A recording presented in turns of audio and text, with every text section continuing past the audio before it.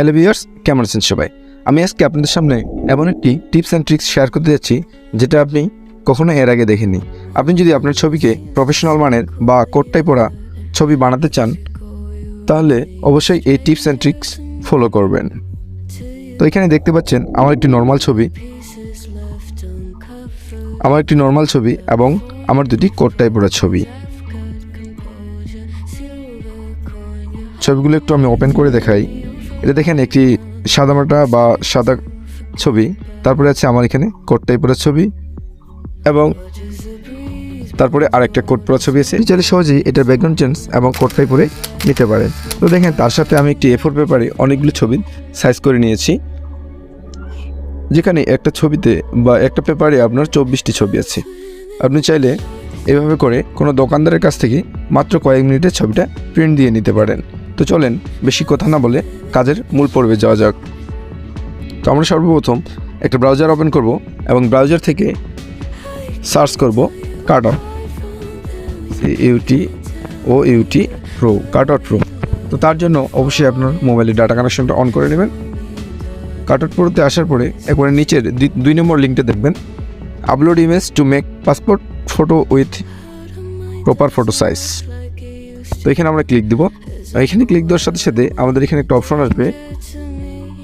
অপশনটা দেখেন upload image. আপনি যে ছবিটার ব্যাকগ্রাউন্ড বা পোশাক চেঞ্জ করবেন সেই ছবিটাকে এখানে ইনপুট করতে হবে এবং তার সাথে আপনাকে একটি জিমেল আইডি দিয়ে এখানে লগ ইন করতে হবে। জিমেল আইডি দিয়ে লগ ইন করে নিলাম। এখন একটা ছবি এখানে আমরা আপলোড দেব।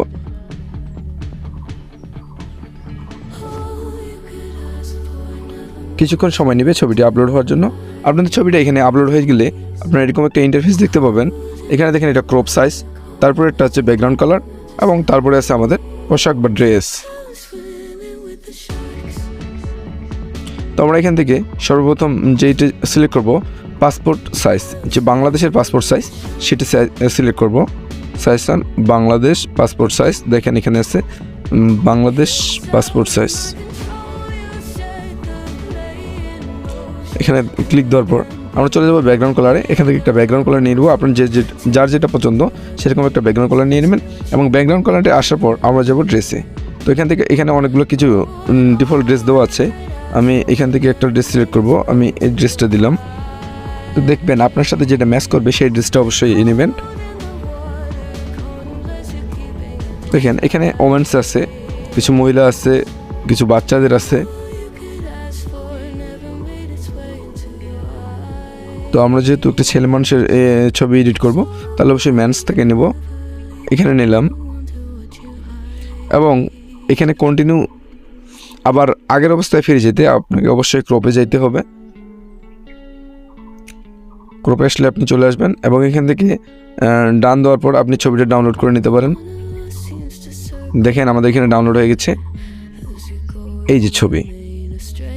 দেন আমরা চলে আসবো আবার সেই ব্রাউজার থেকে আমরা ওপেন করে নেব কন্টিনিউ। তারপর আমি A4 পেজে যদি সেই ছবিগুলো নিতে চাই তাহলে অবশ্যই আমাদের এখান থেকে পেপার সিলেক্ট করতে হবে A4।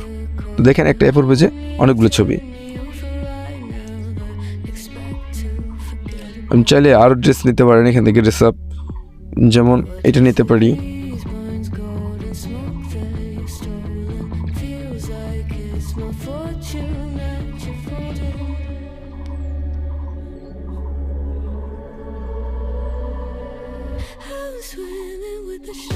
দেন আমাদের আর কোনো কিছু করার নাই, এখান থেকে ডাউনলোড দিলে ডাউনলোড হয়ে যাবে। তো ভিউয়ার্স, কেমন ছিল আজকের এই টিপস অ্যান্ড ট্রিক্স অবশ্যই কমেন্ট করে জানাবেন। ভিডিওটি ভালো লাগলে অবশ্যই একটি লাইক দিয়ে পাশে থাকবেন। ধন্যবাদ সবাইকে।